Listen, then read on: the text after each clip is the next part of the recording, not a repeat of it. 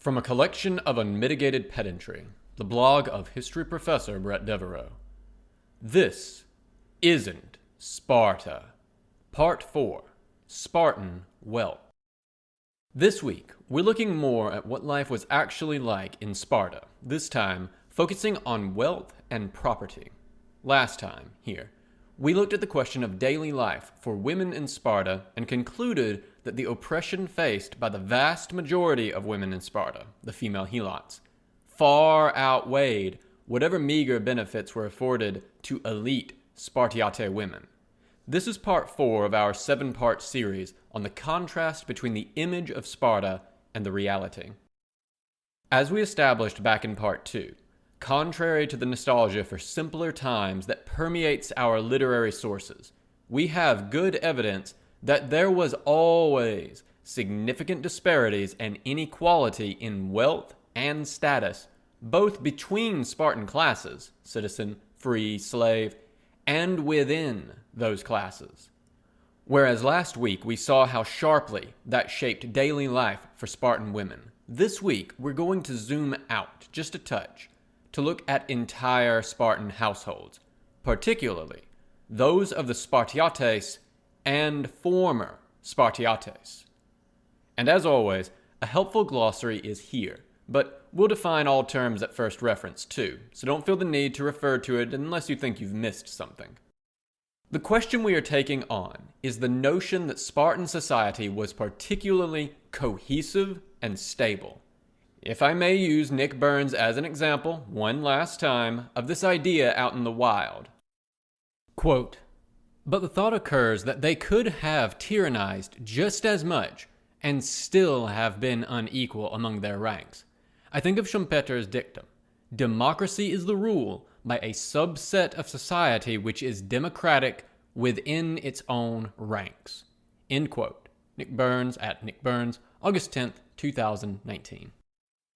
This idea is frequently reflected in popular images of Sparta.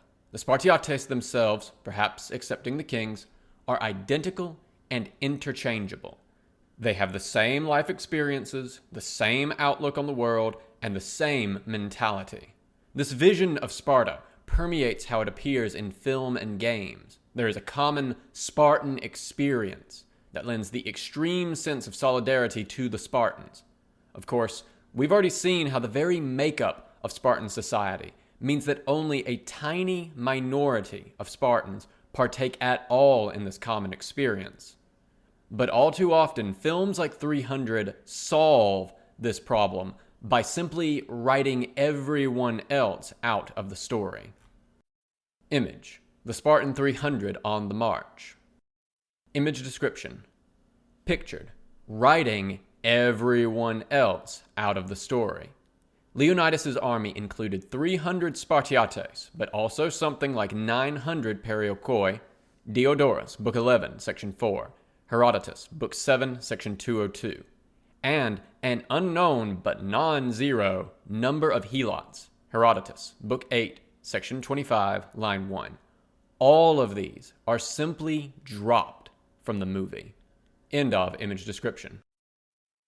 This often serves as the core for a defense of Sparta, that the system may have been brutal, but it produced a radical leveling that created a truly homogeneous, truly cohesive body at its center. We have already discussed how part of this is not true. There were real wealth differences between Spartiates from the beginning. But now I want to get in deeper into why that matters. Because it turns out that, at least during the classical period, roughly 480 to 323 BC, the period for which we have any really solid evidence for Spartan society, even among the free people of Sparta, and even among the Spartiates themselves, this commonality of life experience was a mirage. Life could look very different for the poor Spartiate than the rich Spartiate.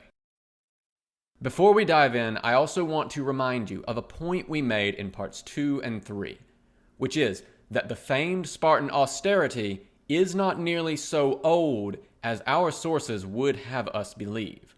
In many cases, scholars are placing its start closer to 500 BC, than to 700 BC, much less roughly 820 in Lycurgus. But the absolute best case for the Spartan system we observe is that it started in the mid-600s with the completion of the conquest of Messenia. That matters a great deal for talking about the stability of this system, which we'll get to at the end. As always, if you like what you are reading here, please share it. If you really like it, you can support me on Patreon. And if you want updates whenever a new post appears, you can click below for email updates or follow me on Twitter at Bret Devereaux for updates as to new posts, as well as my occasional ancient history, foreign policy, or military history musings. Lifestyles of the rich and famous. As we discussed then, in every period for which we have evidence, there is evidence for significant disparities of wealth in Sparta, both between the classes and within the Spartiate citizen class.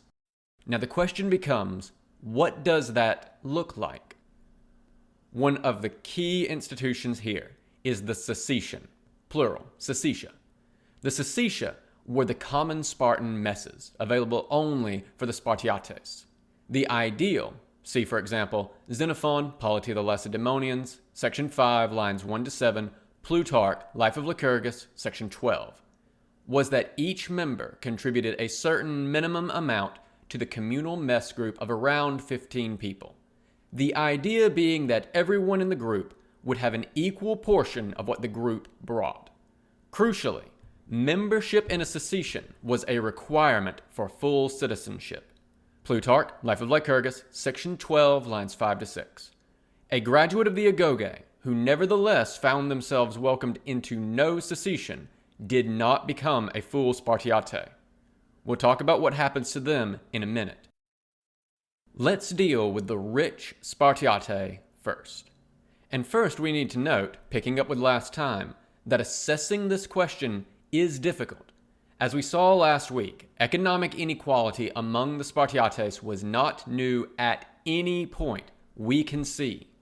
But the nature of all of our sources, Plutarch, Xenophon, etc., is that they are almost always more interested in describing the ideal Spartan polity than the one that actually existed. And I want to emphasize, as we discussed the week before last, that this ideal policy does not seem to ever have existed, with one author after another placing that ideal Sparta in the time period of the next author, who in turn informs us that no, the ideal was even further back.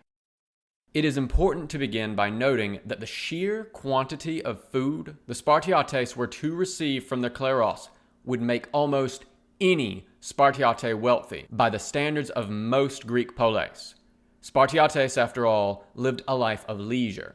Plutarch, Life of Lycurgus, section 24, line 2, supported by the labor of slaves. Plutarch, Life of Lycurgus, section 24, line 3, where the closest they got to actual productive work was essentially sport hunting.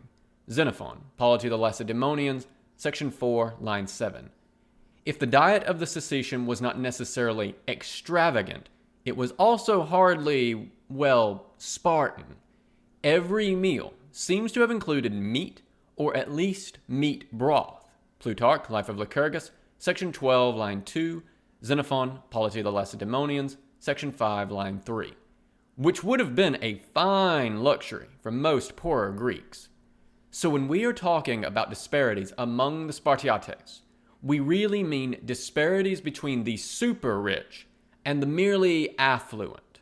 As we'll see, even among the Spartiates, these distinctions were made to matter sharply and with systemic callousness.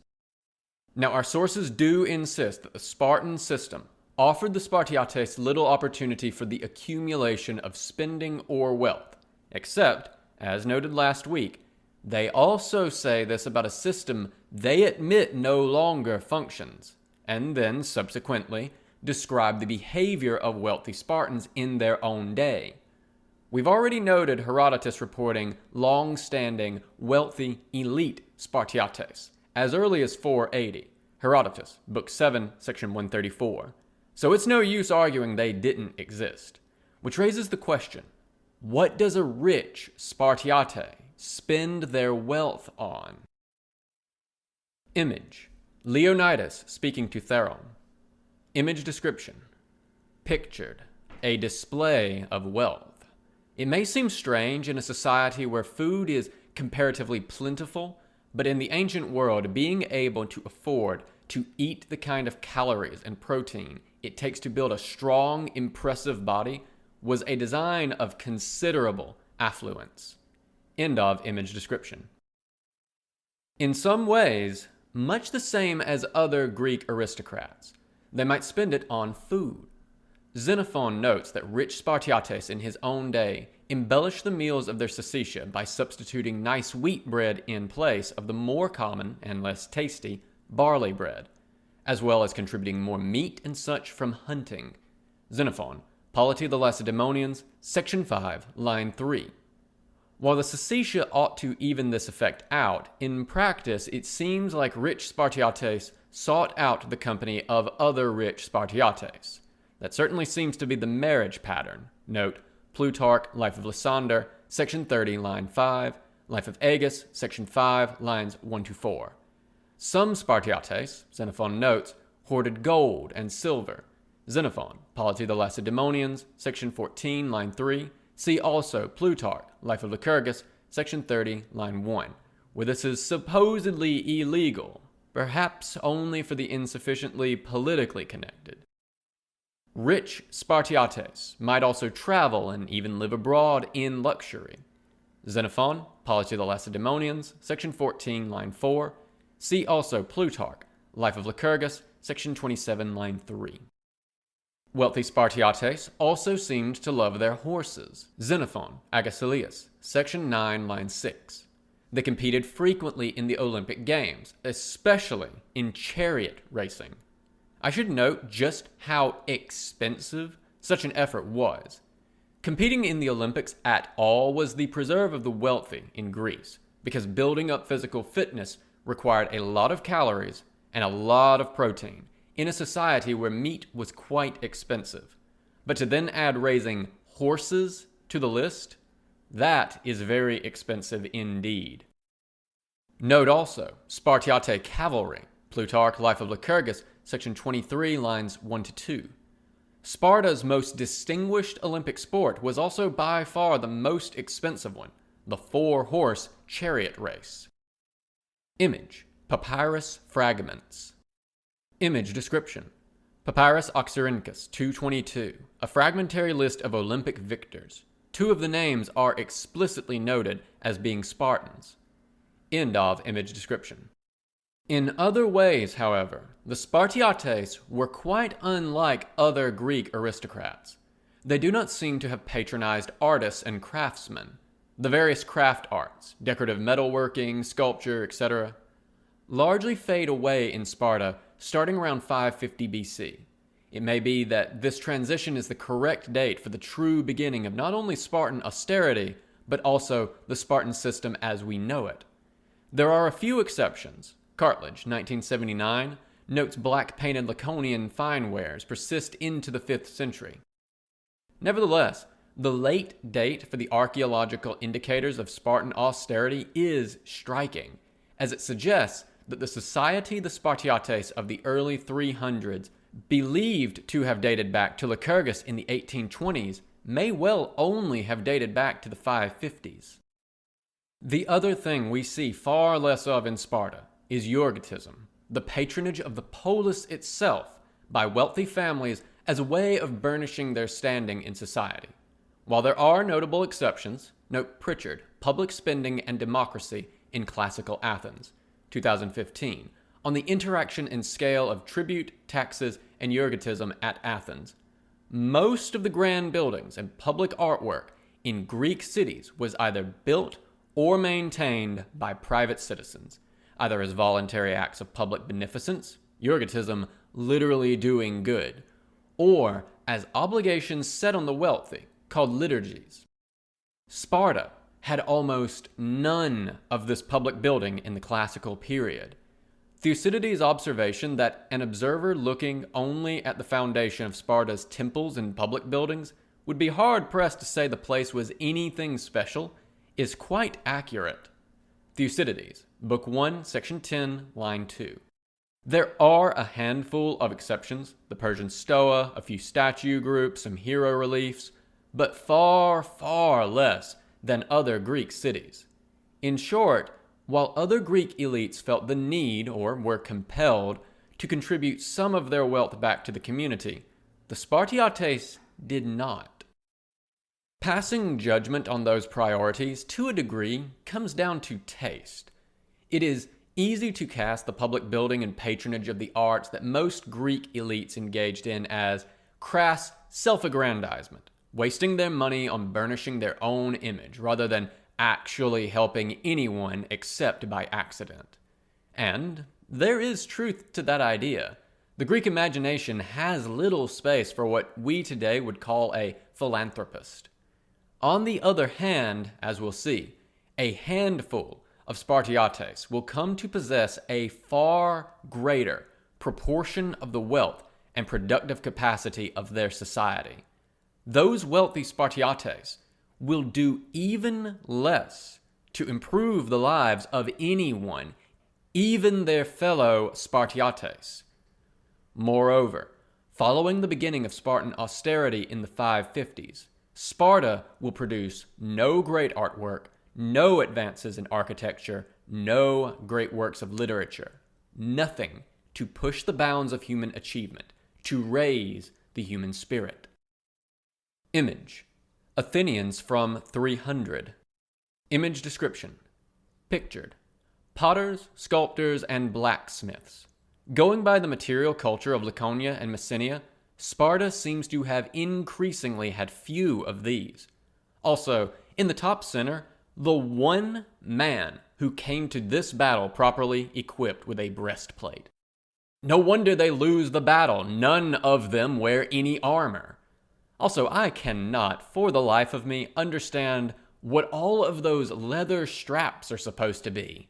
And I suspect that no suggestion I make will be sufficiently PG for this setting. End of image description. I am not enamored of the idea that a system of oppression is worth it because of the artwork its elite produces, if for no other reason than that relatively more open, less oppressive societies generally produce more and better works. But if you must have systems of oppression and privilege, and no society of humans has yet learned to live completely without them, surely we may prefer the one that occasionally throws off things of value, even if by accident. This Sparta does not do. Rich Spartiate, poor Spartiate. Okay, but how do wealthy Spartiates happen? After all, each Spartiate is supposed to only have one kleros, the standard plot of land with helots to support the household, right? While that might be the ideal, it's not clear that the system ever worked that way. First and foremost, no two fields are the same. It is fundamentally certain that some kleroi were generally better than others because of the variability of agriculture. Modern land surveying is not up to the task of evenly dividing up agricultural productivity on the sort of multi-century time scale that Sparta was looking at. Ancient surveying was surely no better. The other from the beginning factor are the two hereditary royal lines. The kings possessed large estates taken from the land of the Perioikoi. Xenophon explicitly places this as part of the Lycurgian constitution. Xenophon, Polity of the Lacedaemonians, section 15, line 3. We may dispense with Lycurgus, but still assume that these estates represented holdings of long standing. By the time we have any good sense of the wealth the kings can dispose of, it is considerable. See, for example, Plutarch, Life of Vegas, section 9, line 3. The presence of two outsized fortunes may not seem like a problem in this system until you remember how tiny the Spartiate elite is. Rather than being a rounding error, the friends and close family of the kings could easily form an elite within an elite, a point we will discuss in more depth next week. Image: marching line of Spartan soldiers, including Leonidas. Image description: in the film, Leonidas is presented as just one more of the Spartiates, very much like the rest. Historically speaking, the two Spartan kings had a wide range of privileges, including large estates carved out of the land of the Perioikoi. Also, this marching order is wrong. The Spartiates, a specific sort of Perioikoi, seem to have always made up the vanguard of the Spartan army prior to 370. Xenophon, Polity of the Lacedaemonians, section 12, line 3, Diodorus, book 15, section 31, line 1, Xenophon, Hellenica, book 5, section 2, line 24, followed by the king. Of course, they can't do that here because they've removed the only Spartan scouts since they were non-citizens. End of image description. These pre-existing wealth inequalities seem to have been greatly intensified in the 5th century by two things: Spartan inheritance patterns and the Great Earthquake of 464. At some point, it became possible, or perhaps always was possible, for kleroi to be inherited. Plutarch attributes this, Plutarch, Life of Agis, section 5, lines 1 to 3, to a certain Epitideus in a just-so story that, so far as I can tell, functionally no modern scholars believe. Instead, they are divided between those who think kleroi was effectively always inheritable, and those who think that there is some break with this trend, notably Figuera, although probably coming before the 4th century. It presumably would have to have happened close to 500 BC, given how rapidly its pernicious impacts take effect. In any case, it seems to have been possible during the 4th century, and probably most of the 5th, for Spartiates to bequeath their kleroi to whomsoever they wished. Dating note: I want readers to note here, because we'll come back to it, how chronologically tight the ideal Sparta is getting. The main of the Constitution, in place no earlier than 680. Spartan austerity, and thus the Spartan ideal, no earlier than 550. And the seeds of the irretrievable collapse no later than 500. The golden age of Sparta is beginning to look quite short indeed. One effect of this method of inheritance, it seems, is that it became possible for property to move through and be controlled by Spartiate women. Aristotle, Politics, section 2, line 9, Plutarch, Life of Agis, section 7, lines 3 to 4. We do not need to share our male sources' disgust at this state of affairs. Plutarch is more measured, but Aristotle is openly contemptuous of it. There is obviously nothing wrong with female land holding. The problem, as we'll see, is that the Spartan system's inflexibility is completely incapable of dealing with the problems this creates when combined with the syestia. Nevertheless, over time, it seems that the role of Spartiate women in controlling the wealth of the economy increased.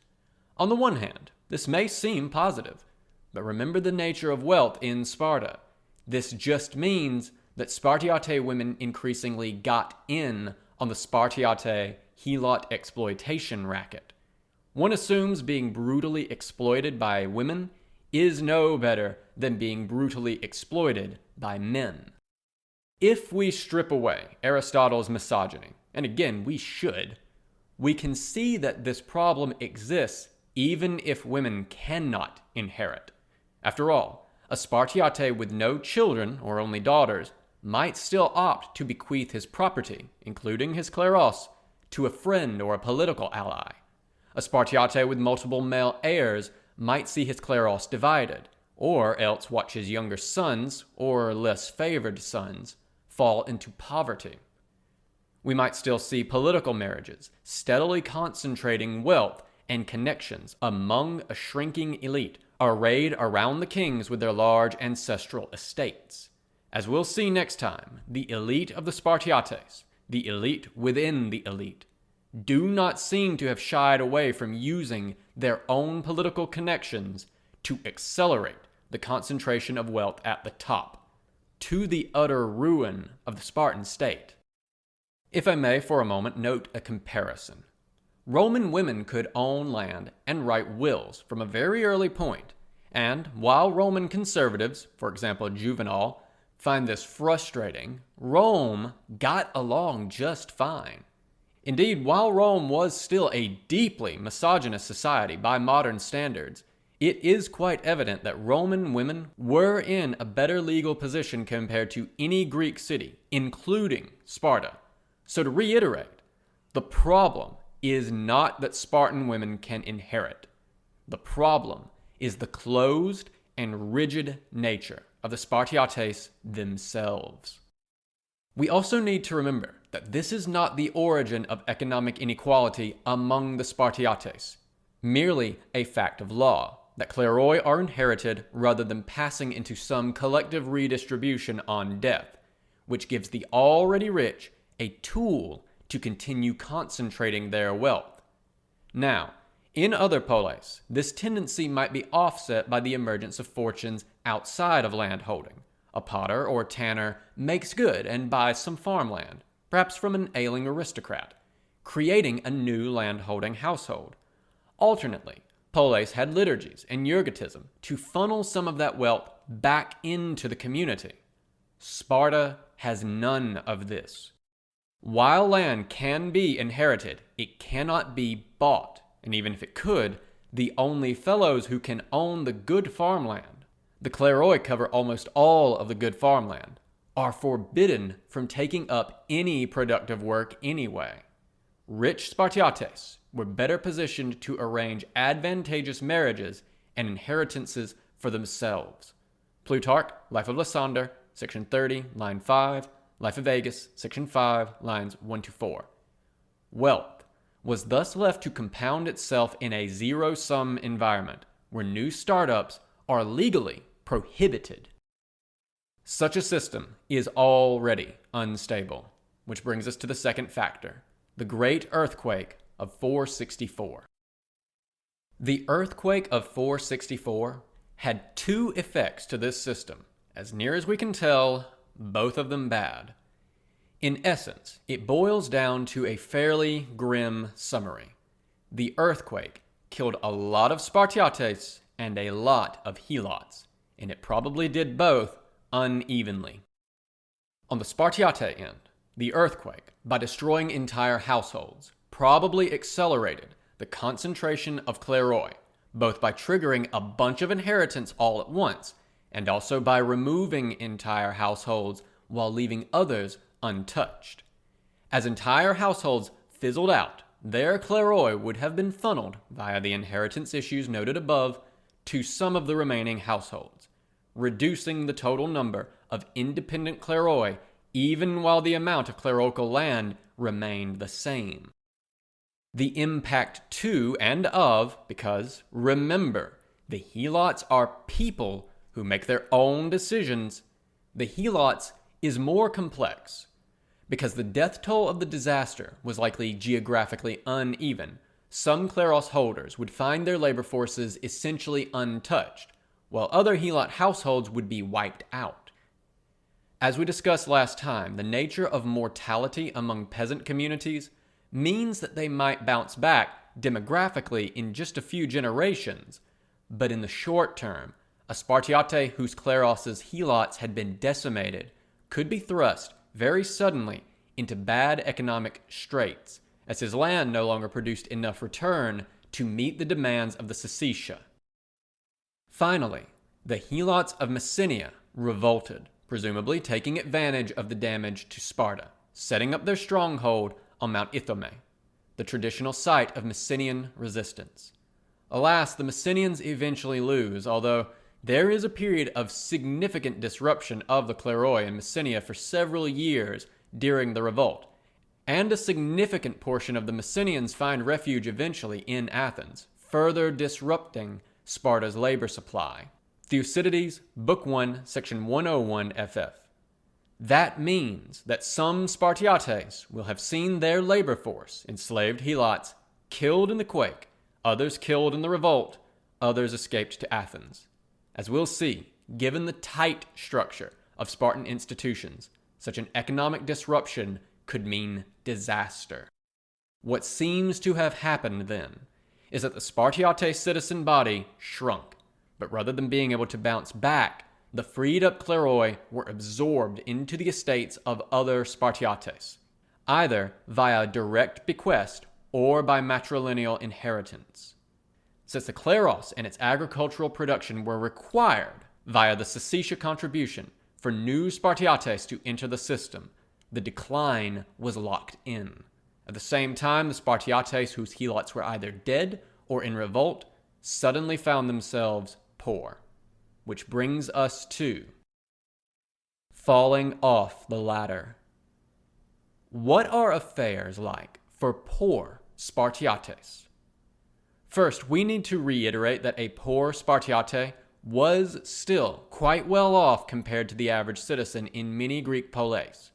We talk about poor Spartiates the same way we talk about the poor gentry in a Jane Austen novel. None of them are actually poor in an absolute sense. They are only poor in the sense that they are the poorest of the rich, clinging to the bottom rung of the upper class. Nevertheless, we should talk about them, because the consequences of falling off of that bottom rung of the economic ladder in Sparta were extremely severe because of the closed nature of the Spartiate system. Here is the rub. Membership in a Sacetion was a requirement of Spartiate status.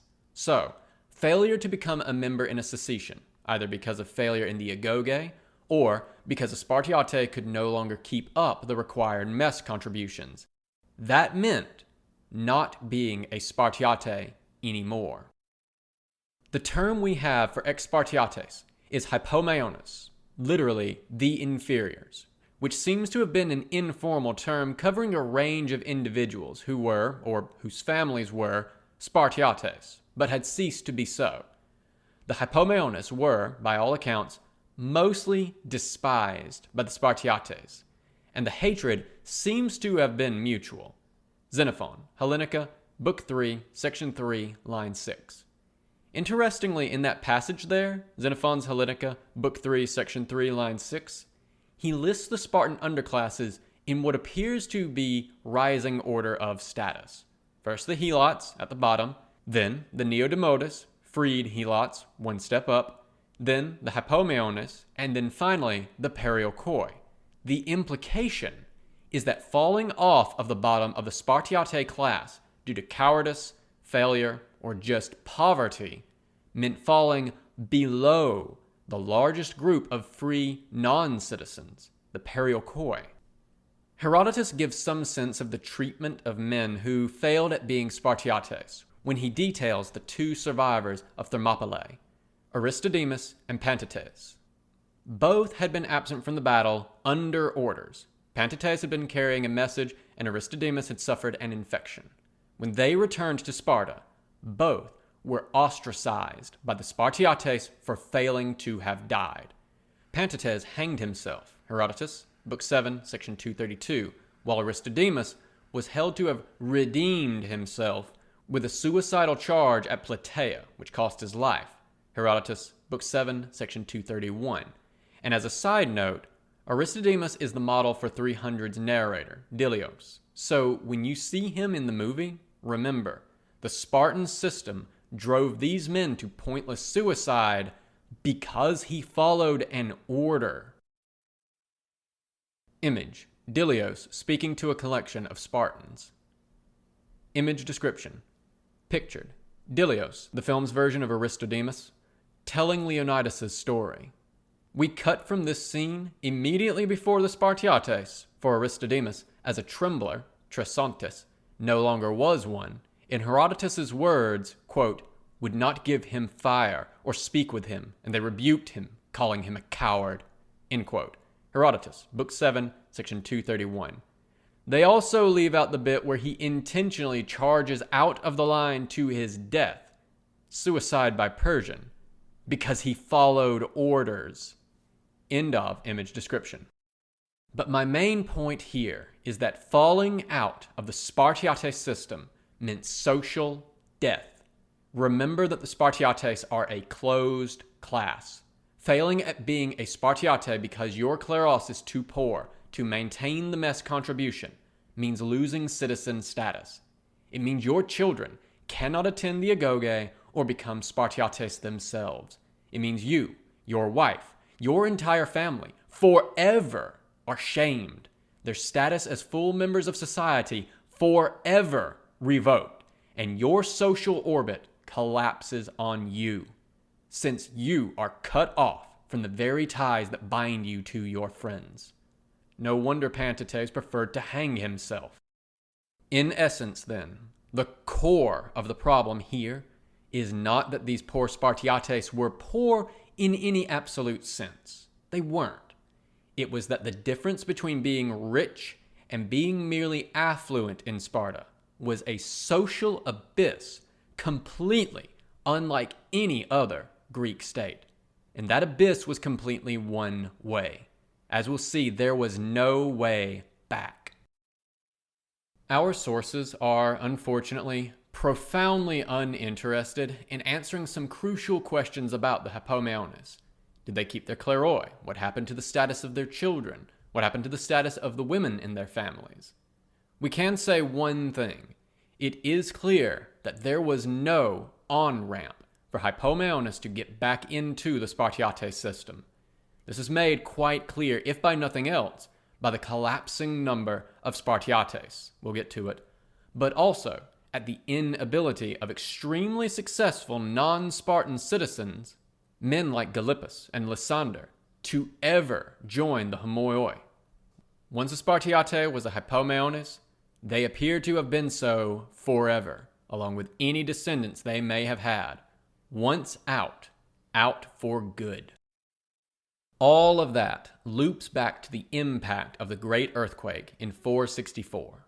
It is likely there were always Spartiates who, because their kleroi were just a bit poorer or hit a bit harder by helot resistance or for whatever reason, clung to the bottom of the Spartiate system financially, struggling to make the contributions to the common mess.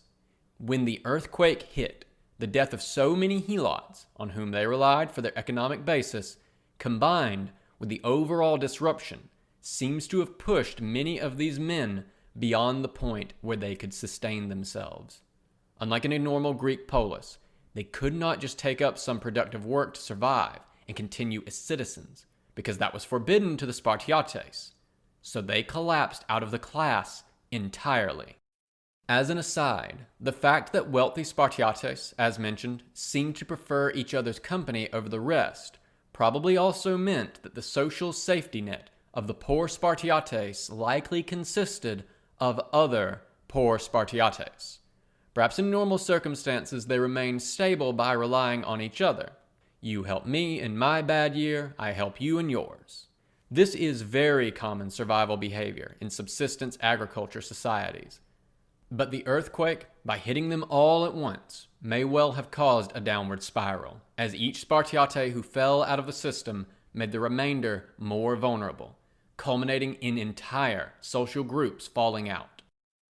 As I said, our sources are uninterested in poor Spartiates, so we can only imagine what it must have felt like, clinging desperately to the bottom of that social system, knowing how deep the hole was beneath you.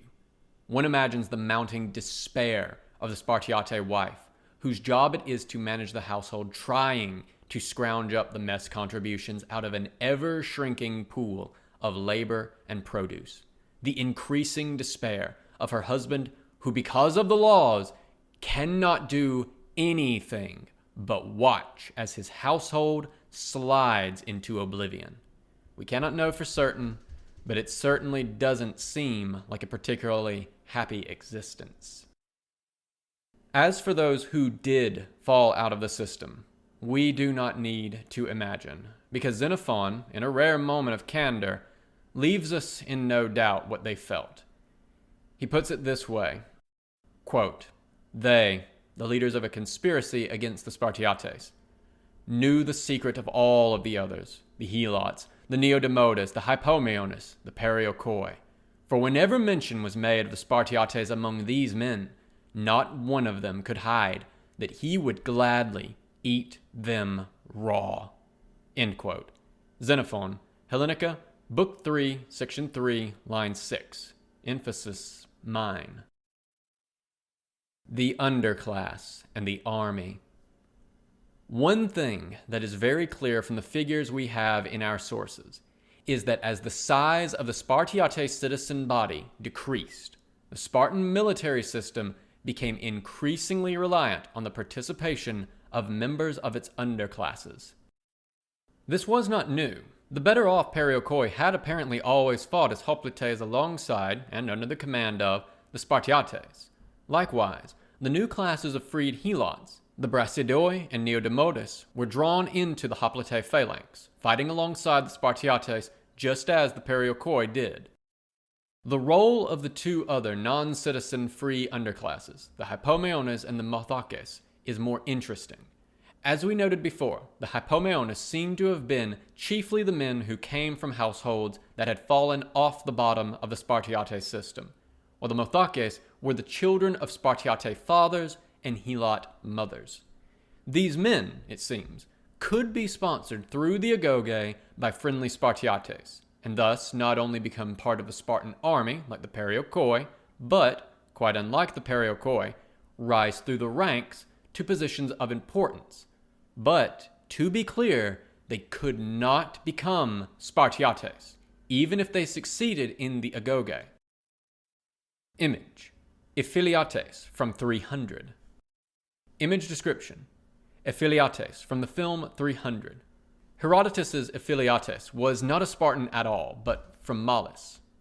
In 300, he is the only member of any of Sparta's non-citizen free underclasses we see, despite there having been roughly 900 Perioikoi at the actual battle, since he would presumably classify as a Hypomeones. Don't worry, movie Ephialiates. The Spartans will refuse to let far better folks than you into their club, to their eventual complete ruin. End of image description. We have only a few examples of men like this, all from a fairly short time period from around 415 to around 395. The key figures are two Mothakes, Lysander and Gylippus, and one Hypomeon, Kinedon. I should note, none of our sources stops point blank and says that these men are in these classes, but the situation of their early life allows us to infer with quite a bit of confidence. They are all clearly not Spartiates. Their three careers, which all happen within around 20 years of each other, actually follow a similar trajectory. All three achieve remarkable military success in something other than straight-up hoplite battle. The command of those armies seems to have remained mostly the purview of the kings and other important Spartiates. All three rose to prominence and were then eventually marginalized, and in two of the cases destroyed, by political opposition in Sparta from the Spartiates. None of the three managed to actually break back into the Spartiate class, despite in some cases truly incredible achievements. The most notable of the bunch is the admiral, Lysander. Lysander was the architect of Sparta's defeat of Athens, winning major naval victories at Notium, 406, and Agaspotame, 405, which forced the capitulation of Athens and ended the Peloponnesian War. Lysander was prominent for a time, among other things, arranging the selection of Agesilaus II to succeed Agis II as one of the two hereditary Spartan kings, Plutarch, Life of Lysander, section 22, but was almost immediately sidelined by Agesilaus, sent to a do-nothing command at the Hellespont, Plutarch, Life of Lysander, section 24, lines 1-2. Lysander was returned to a meaningful command, of hoplites no less, with the outbreak of war with Corinth, and was killed in the first major action, Haliartus, 395. After his death, his memory was badly tarnished by the revelation of a plot he had been brewing to effect political change in Sparta, Plutarch, Life of Lysander, section 30, line 3, which, I tend to agree with Kennel, seems in keeping with his character. Lysander was, without a doubt, the most successful of these men, but as I noted, the others follow the same basic trajectory. Gylippus was sent as a military advisor to Syracuse to help it defend itself against an Athenian invasion in 414. This is the famous and ill-fated Sicilian expedition. Gylippus accomplishes his task with stunning effectiveness, but was accused, our sources believe rightly, of embezzling some of the spoils of the victory at Agospotame and fled into exile rather than face execution. Diodorus, Book 13, section 106, lines 7 to 10. Cenedon, the last and least notable of the bunch, was evidently skilled enough for it to be normal for him to have command of small units of the cavalry. Xenophon, Hellenica, Book 3, section 3, lines 9 to 10, and to be entrusted with secret coded dispatches. That clearly suggests some military ability, and Xenophon actually describes Cenedon as being strong in both body and courage. Cenedon himself had begun plotting to effect political change such that he might, quote, be inferior to no one in Lacedaemonia, end quote. That is, to become one of the homoioi, was subsequently discovered, arrested, and executed by the ephors, along with his compatriots. Xenophon, Hellenica, Book 3, section 3, line 11. These three figures, particularly Lysander, are occasionally pointed to as examples of the potential for mobility for at least some of the Spartan underclasses. I think this reading cannot really be sustained. First, this does not signal any permanent change in the Spartan system.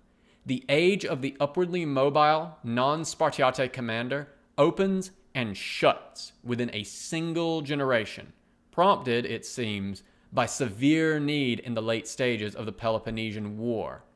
We can't know, but I strongly suspect that Cenedon's aborted coup might have been the result of ambitious Mothakes and Hypomeones in the 390s, realizing that, with the fall of Lysander, they would never be good enough to join the Spartiates. Moreover, and this is crucial, none of these men that we know of, not even Lysander, who defeated Athens, seems to have actually broken into the Spartiate class from below. Image: Ephialiates throwing away his shield. Image description: pictured how most of Sparta's underclass thought about the Spartan state. Even the Sciritea, Perioikoi, who served as the elite scouts, abandoned Sparta as soon as they got the chance, revolting in 370 with the aid of Thebes to form the new polis of Megalopolis. Xenophon, Hellenica, Book 6, section 5, line 24. Eventually, the home city of Polybius, the historian. No one, it seems, save bitter Athenian wannabe oligarchs, liked Sparta at the time. End of image description. Conclusions. Oliganthropia.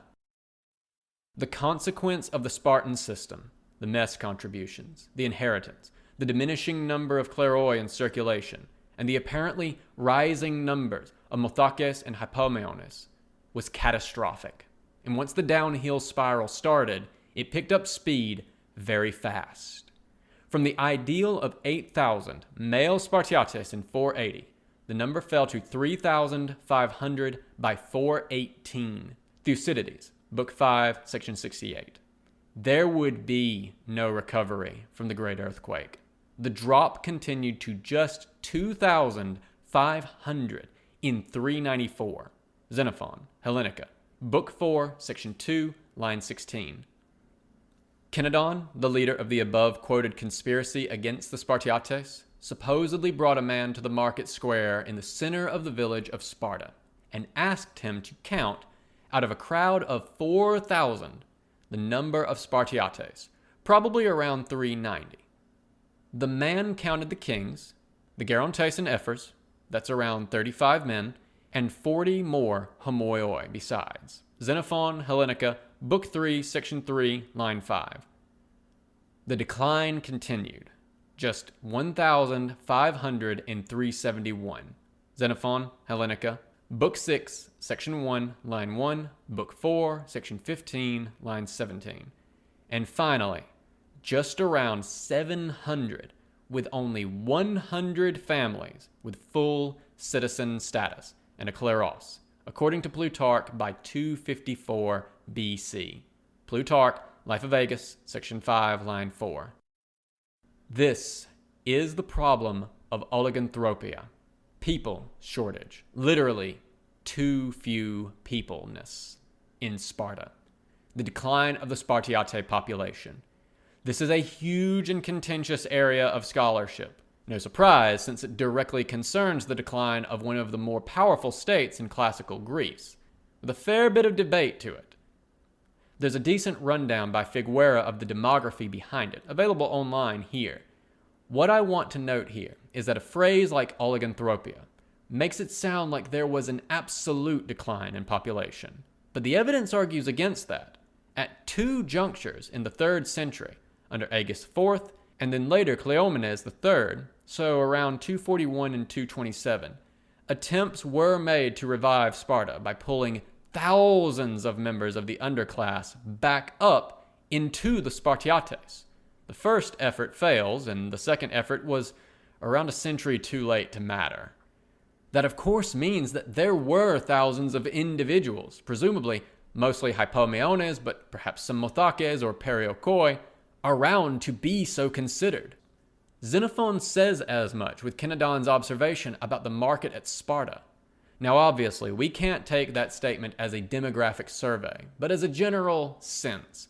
40 homoioi, plus a handful of higher figures, in a crowd of 4,000, speaks volumes about the growth of Sparta's underclass. And that is in Laconia, the region of the Spartan state, in contrast to Messenia, where the Spartans live and where the density of helots is lowest. This isn't a decline in the population of Sparta, merely a decline in the population of Spartiates, the tiny, closed class of citizen elites at the top. So, we come back to the standard assertion about Sparta. Its system lasted a long time, maintaining very high cohesion, at least among the citizen class and its descendants. This is a terribly low bar, a society cohesive only among its tiny aristocracy. And yet, as low of a bar as this is, Sparta still manages to slink below it. Economic cohesion was a mirage, created by the exclusion of any individual who fell below it. Sparta maintained the illusion of cohesion by systematically removing anyone who was not wealthy from the citizen body. If we really want to gauge this society's cohesion, we ought to track households, one generation after the next, regardless of changes in status. If we do that, what do we find? A society with an increasingly tiny elite and a majority which, I will again quote Xenophon, would eat them raw. Hardly a model of social cohesion. Moreover, this system wasn't that stable. The core labor force, the enslaved helots, are brutally subjugated by Sparta no earlier than 680. Even this is overly generous. The consolidation process in Messenia seems to have continued into the 500s. The austerity which supposedly underlined cohesion among the Spartiates by banishing overt displays of wealth is only visible archaeologically beginning in 550, which may mark the real beginning of the Spartan system as a complete unit with all of its parts functioning. And by 464, scarcely a century later, terminal and irreversible decline had set in. Spartan power at last breaks permanently and irretrievably in 371, when Messenia is lost to them. We'll talk about it, don't worry. This is a system that at the most generous possible reading lasted 3 centuries. In practice, we are probably better in saying it lasts just 170 or so, From roughly 550, the completion of the consolidation of Messenia and the beginning of both the Peloponnesian League and the feigned Spartan austerity, to 371. To modern ears, 170 years still sounds impressive. Compared to the remarkably unstable internal politics of Greek polis, it probably seems so. But we are not ancient Greeks. We have a wider frame of reference. The Roman Republic ticked on, making one compromise after another for 4 centuries, 509 to 133. Roman enthusiasts will note that I have cut that ending date quite early, before it even begins its spiral into violence. Carthage's republic was about as long-lived as Rome. We might date constitutional monarchy in Britain as beginning in 1688 or perhaps 1721. That system has managed around 300 years. While we're here, although it was interrupted briefly, the bracket dates for the notoriously unstable Athenian democracy, usually dated from the Cleisthenic reforms 508-7 to the suppression of the 4th century democracy in 322, are actually longer, 185 years, give or take, with just 2 major breaks consisting of just 4 months and 1 year. Sparta had more years with major, active helot revolts, controlling significant territory than Athens had oligarchic coups. And yet Athens, rightly I'd argue, has a reputation for chronic instability, while Sparta has a reputation for placid regularity. Might I suggest that stable regimes do not suffer repeated existential slave revolts? In short, the Spartan social system ought not be described as cohesive, and while it was relatively stable by Greek standards, not a high bar, it is hardly exceptionally stable, and certainly not uniquely so. So much for cohesion and stability. Next week, it's eunomia, literally good laws, but more generally being well ruled. That's on the chopping block.